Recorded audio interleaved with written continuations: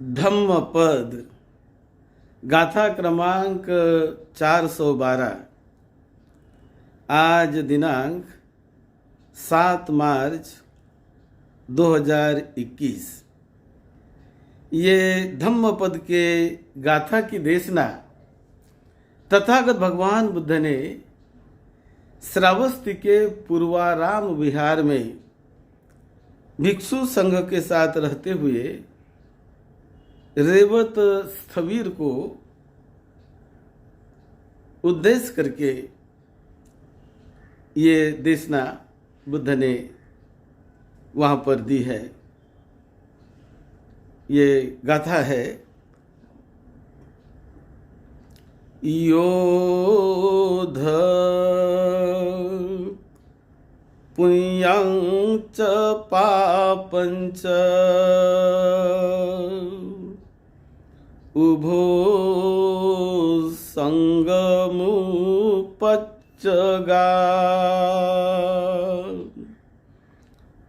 उभो समंगुपच्चगा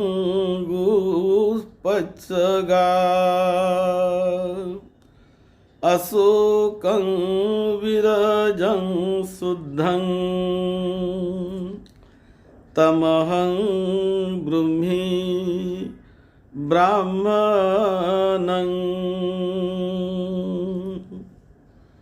ये ब्राह्मण वर्ग की गाथा 412 जो तथागत बुद्ध ने श्रावस्ती के पूर्वाराम विहार में रहते समय की, जो पूर्वाराम विहार मिगार माता विशाखा ने बना कर दिया था, वहाँ तथागत बुद्ध रहते थे।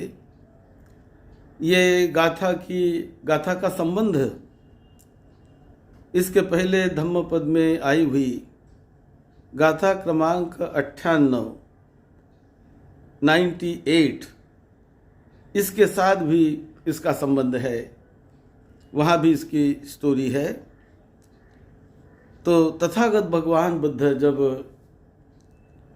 श्रावस्ती के पूर्वाराम में विहार कर रहे थे, तब भिक्षु संघ में एक चर्चा चल रही थी कि देखो, ये जो रेवत श्रामनेर है उसका पुण्य बल देखो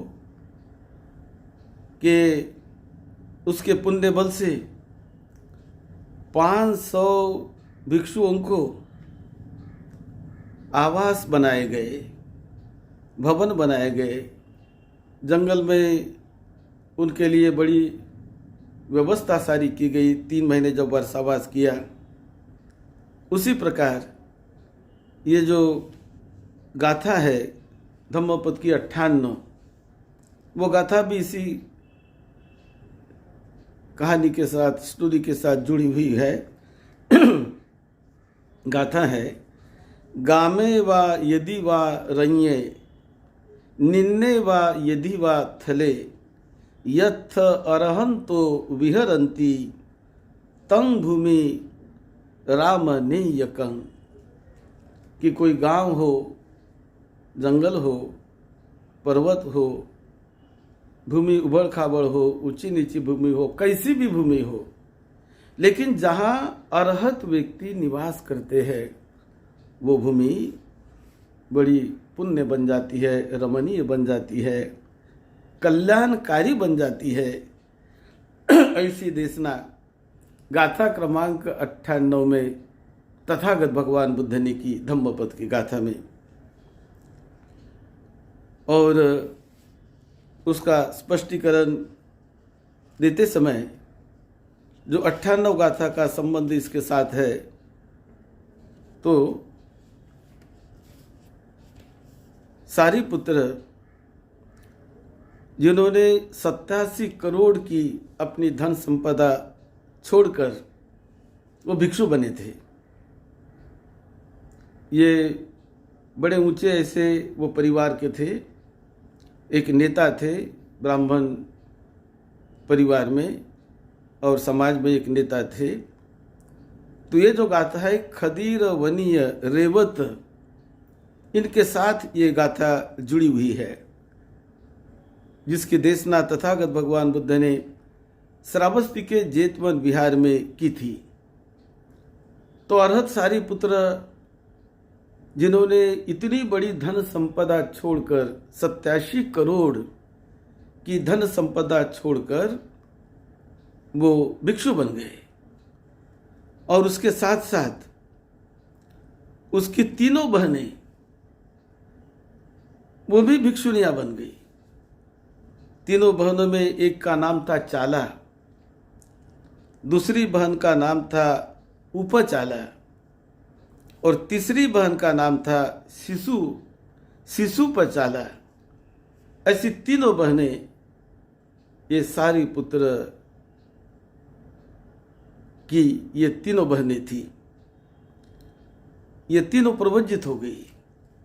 और उसी प्रकार उनका जो भाई थे दोनों, एक भाई था चुंद नाम का और दूसरा भाई था उपसेन नाम का। तो दोनों भाइयों ने भी सारिपुत्र की तरह प्रवज्जा लेकर वो भी भिक्षु बनकर जीवन जीने लगे। केवल उनके परिवार में उनका एक छोटा भाई बचा था जिनका नाम था रेवत कुमार।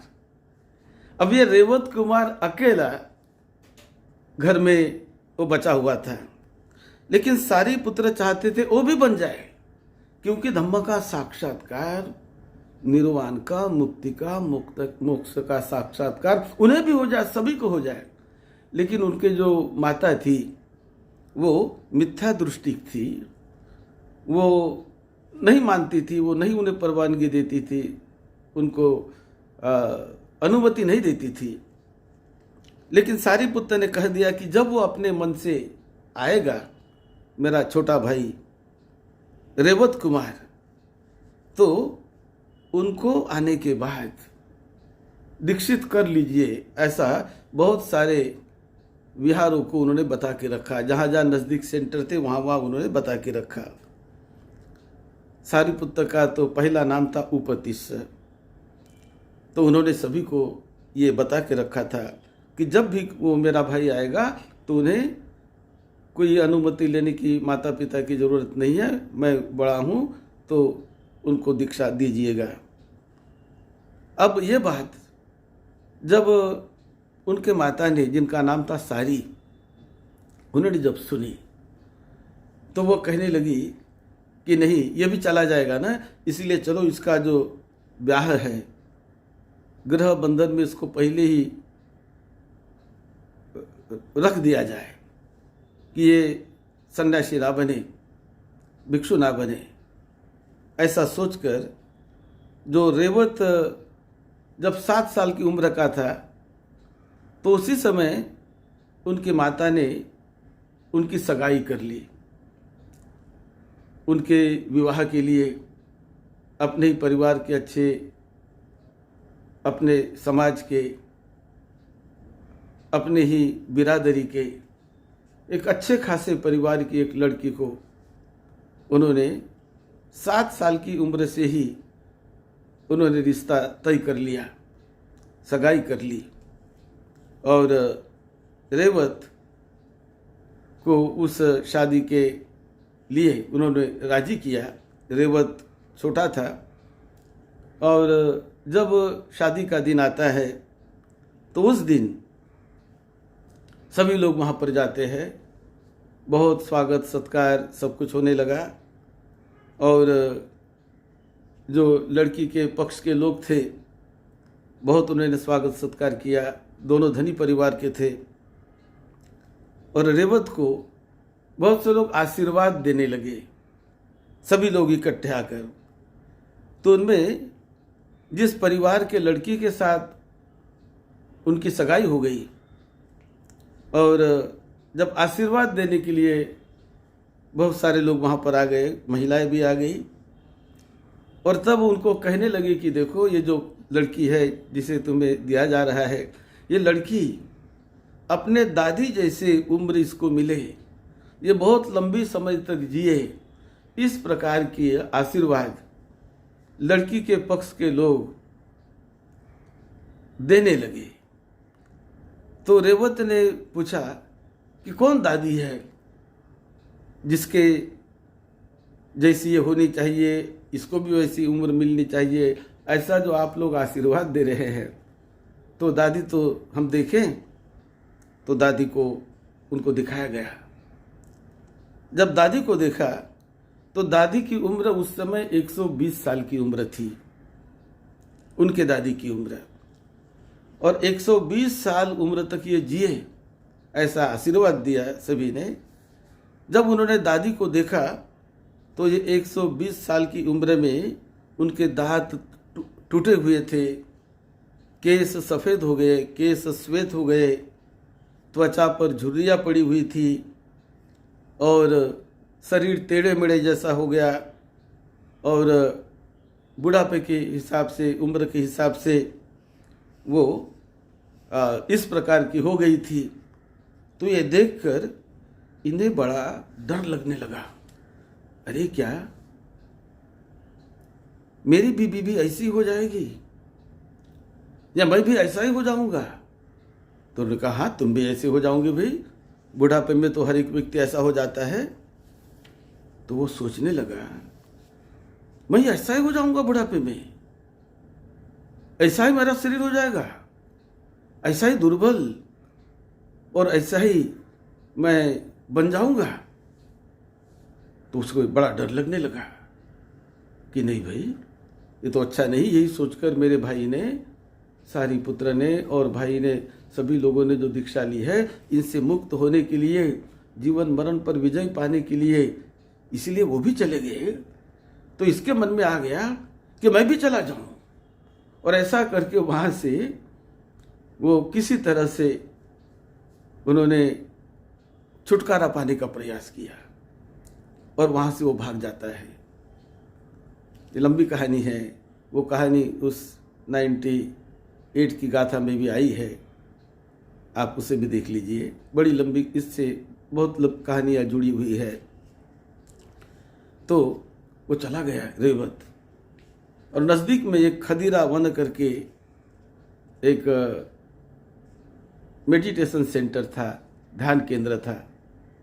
वहाँ जाकर वो कहने लगा कि मुझे दीक्षा लेनी है। तो पूछा कि कौन हो आप? तो उन्होंने कहा मैं उपतिष्य का भाई हूँ। उपतिष्य? कौन उपतिष्य? उन्होंने कहा उनका पहला नाम उपतिष्य था, जो सारीपुत्र अभी इस नाम से जाने जाते हैं। हाँ, सारीपुत्र उनके भाई हो? हाँ, उनका मैं भाई हूँ। तो सारीपुत्र ने पहले ही सूचना दे दी थी कि जब भी मेरा भाई रेवत आ जाएगा उसे दीक्षा दीजिएगा। तो जब उन्होंने सारीपुत्र नाम बताया, उपतिष्य से नहीं जानते थे कुछ भिक्षु, तो सारीपुत्र नाम से जब उन्होंने बताया तो उन्होंने तुरंत उसको दीक्षा दे दी, और वो भी भिक्षु बन गया। और उस खदीरा वन में वो कुछ समय तक वहाँ रहा, और उसके बाद वहाँ से जाकर कि लोग आएंगे और यहाँ से मुझे ले जाएंगे, ऐसा ना हो ये समझकर दीक्षा तो वहाँ ली जहाँ 30 भिक्षु रहते थे, और वहाँ उस वन में दीक्षा लेकर वो बाद में वहाँ से दूर बड़े घने जंगल में, खदीरा वन, ऐसे उस जंगल में चला गया और वहाँ रहने लगा। और वहाँ रहते रहते बुद्ध को भी पता चला, सारीपुत्र को पता चला, तो सब लोग उनको मिलने के लिए बाद में जाते हैं। और जाते समय 3 महीने तो वो रहे, और जाएंगे बोले पवारना के समय हम जाएंगे, तो इस प्रकार वो वहाँ जाते हैं। और जाते समय शिवली भी उनके साथ थे। आनंद ने बताया भगवान बुद्ध को कि बनते, उस खदीरा वन में जाने के लिए 2 रास्ते हैं। एक है 60 योजन दूरी वाला रास्ता, लंबा रास्ता है जहाँ सुख सुविधा सारी मिलेगी, और दूसरा है 30 योजन दूरी वाला रास्ता जो नज़दीक है, लेकिन वहाँ रास्ते में परेशानियाँ भी हो सकती है। तो कौन से रास्ते से चलेंगे?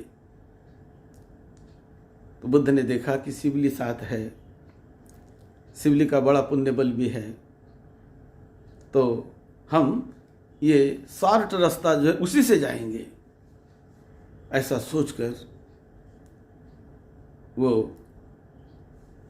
जो कम लंबी वाला रास्ता था उस रास्ते से वो निकल गए भिक्षु संघ के साथ। 500 भिक्षु निकले और ये 500 भिक्षु जब निकले, शिवली उनके साथ था, तो शिवली की वजह से रास्ते में सारी सुविधा हो गई। शिवली का इतना प्रभाव भी था, पूर्व जन्म में उन्होंने बहुत पुण्य कमाया।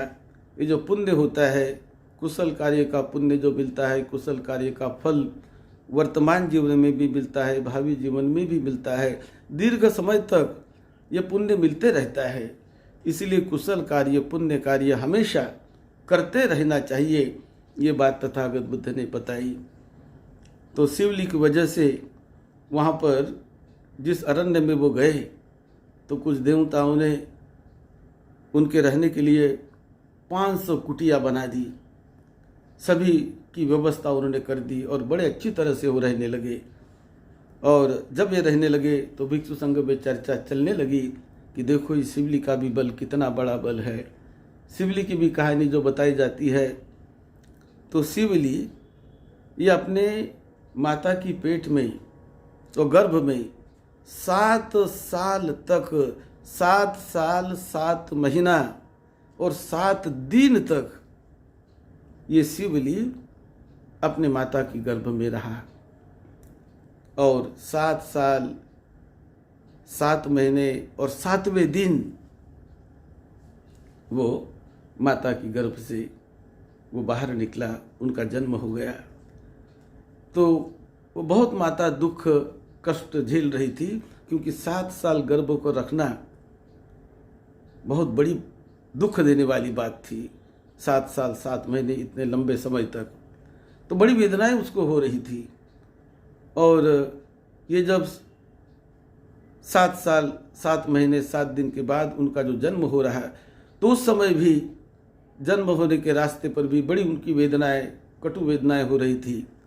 तो उनके माता को बताया गया कि बुद्ध का स्मरण करो, बुद्ध के पास किसी को भेजो तो वेदनाएं कम हो सकती है, राहत मिल सकती है। ऐसा जब उन्होंने सुना, बुद्ध के पास किसी को भेज दिया गया।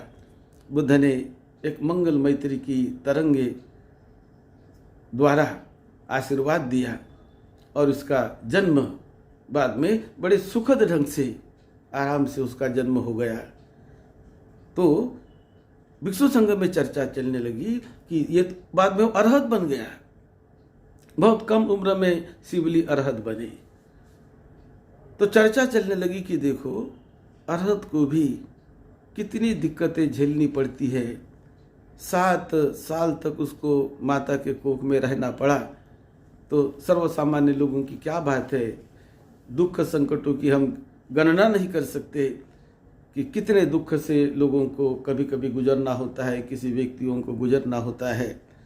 लेकिन जो पुण्य बल होता है, तो पुण्य बल के द्वारा ये जो शिवली ये बहुत बलशाली बना और जहाँ भी जाता था वहाँ उनके नाम से सभी भिक्षुओं को खान पान की व्यवस्था होती थी और भोजन की व्यवस्था होती थी। सारी चीज़ें उनको बड़ी अच्छी तरह से आसानी से एक प्राप्त हुआ करती थी।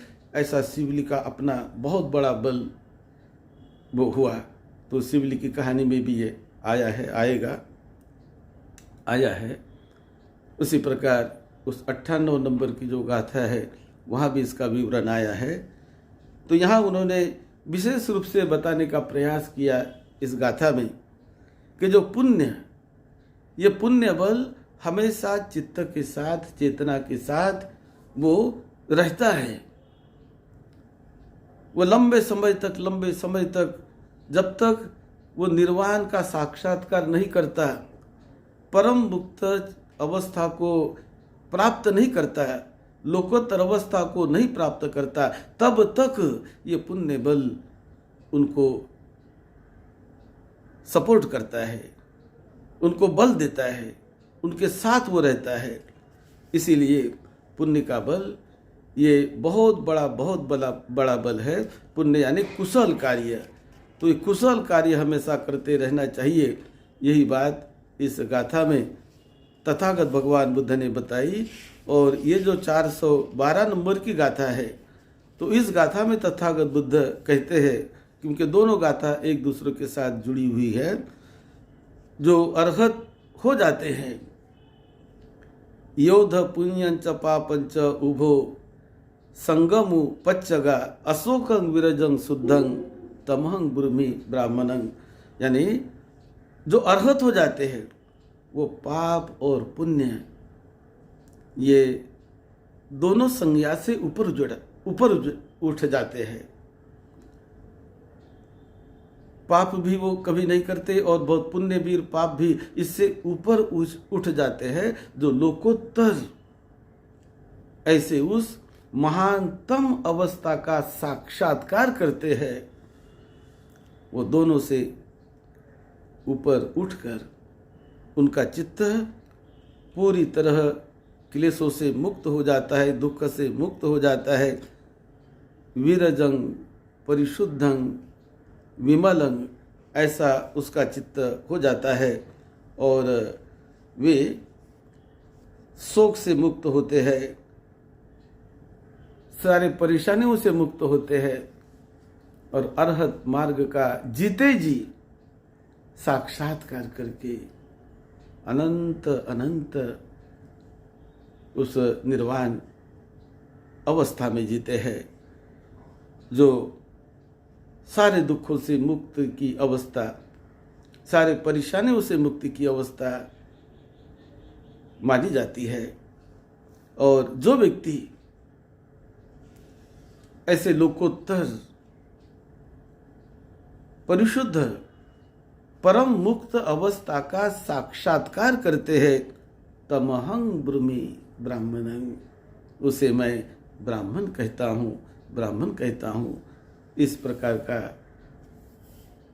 संदेश तथागत बुद्ध ने इस 412 नंबर की धम्मपद के गाथा में दिया। ये दोनों तीनों ऐसे अरहतों के साथ जुड़ी हुई ये घटना के संबंध पर ये गाथा तथागत बुद्ध ने श्रावस्ती के पूर्वाराम में कही थी। और ये गाथा सुनकर बहुत उनका लाभ हुआ, बहुत उनका कल्याण हुआ, धन्य हुआ उनका जीवन, मंगलमय जीवन बना। धम्म बहुत बड़ी सुख शांति देता है, बड़ा कल्याण करता है। आप सबको सुख शांति मिले, आप सबका